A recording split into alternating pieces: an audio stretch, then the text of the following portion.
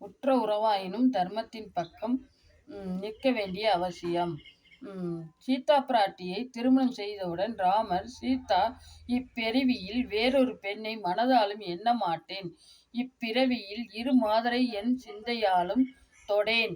இதுவே நான் உனக்கு தரும் பரிசு என்று உறுதிமொழி கொடுத்தார். ஒருவனுக்கு ஒருத்தி என்றபடி வாழ்ந்து காட்டி அறத்தை உலகிற்கு கற்பித்தார். அதுபோல தசரதன் கொடுத்த வாக்கின்படி இரு வரங்களை கைகேயிக்கு தந்து வாக்கு காப்பாற்ற வேண்டும். கைகேயி, நீ வில் அம்பு தொடுத்தால் கூட நான் ஜெயித்து விடுவேன். 2 வரம் கேட்டு வார்த்தையால் என்னை கொள்கிறாய். ஆனால் என் அப்பா, தாத்தா, நான் எல்லோரும் ஹரிச்சந்திரன் பரம்பரையில் வந்ததால் கைகேயிக்கு கொடுத்த வாக்கை காப்பாற்றி வரத்தை கொடுத்து அறத்தை கடைபிடித்தார் தசரதர்.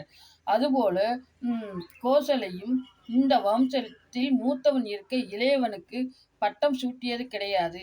இப்படி நடந்தால் இது ஒரு தோஷமாகத்தான் இருக்கும் அப்படின்னு சொல்லிட்டு தசரதனிடம் போய் கோசலையும் சுமித்திரையும்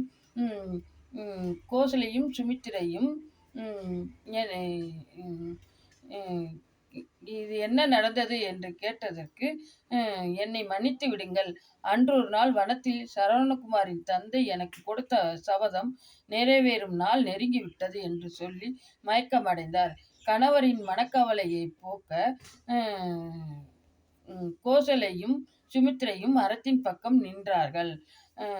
அதுபோல தசரதற்கு 300 நாளில் செய்த உதவிக்கு நற்கடனாக ஜடாயும் ராமபிரானும் சீதா இருக்கும் குடிலை எப்போதும் பாதுகாவலாக சுற்றி கொண்டே இருக்கும் போது ராவணன் சீதாவை கடத்தும் போது ஜடாயும் எவ்வளவோ போராடி ராவணன் தேர் கால்களை உடைத்து ராவணனுக்கு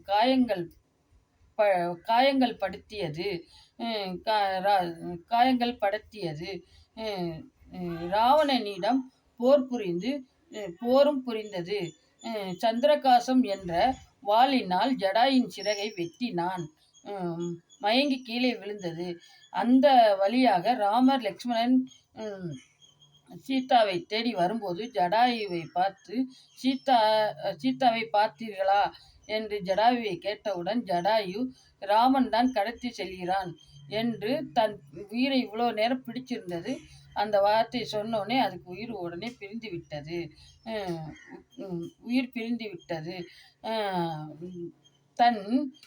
அதனால் தன் தந்தைக்கு செய்ய முடியாத நீர்க்கடனை தன் சித்தப்பாவாக நினைத்து ஜடாயுக்கு செய்து அறம் செய்தார் ஸ்ரீராமபிரான். அதுபோல 14 ஆண்டுகளும் எந்த நகருக்குள்ளும் செல்லாமல் வனத்திலேயே நின்று லட்சுமணனை கிஷ்கிந்தை சென்று சுக்ரீவனுக்கு பட்டாபிஷேகம் செய்ய அனுப்பி வைத்தார். அறம் காத்தார் ராமர். அதுபோல நரசிம்ம அவதாரம் முடித்து ராமராக வந்திருக்கிறார். அதனால் சீதையை விடுத்து எல்லோரையும் காத்தர்ல இரு கரம் கூப்பி விபீஷணர் அண்ணன் ராவணனை வணங்கினார். ஆனால் ராவணன் அதை செவி கொடுத்து கேட்பதாக தெரியவில்லை. அண்ணனின் வழி அறம் ஆகாது என்று உணர்ந்து அனைவரையும் விட்டு விலகி ஸ்ரீ ராமபிரானிடம் அடைக்கலம் புகுந்தார் விபீஷணர். அறத்தின் பக்கம் நின்றார். அதுபோல சீதைக்கு தைரியம் சொல்பவள் விபீஷணரின் மகள் திரிசடை.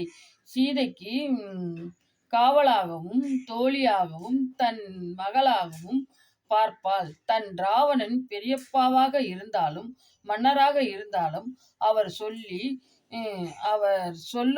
சொல்லும் வழி தவறானது என்று சீதா பிராட்டிக்கு துணை புரிந்து அறம் செய்தார்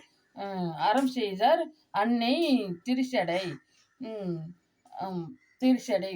அதனால் அறம் வெல்லும், பாவம் தோற்கும். எனவே நாமும் அறம்பலியில் வாழ்க்கை நடத்த வேண்டும் என்று என் உரையை முடித்துக் கொள்கிறேன்.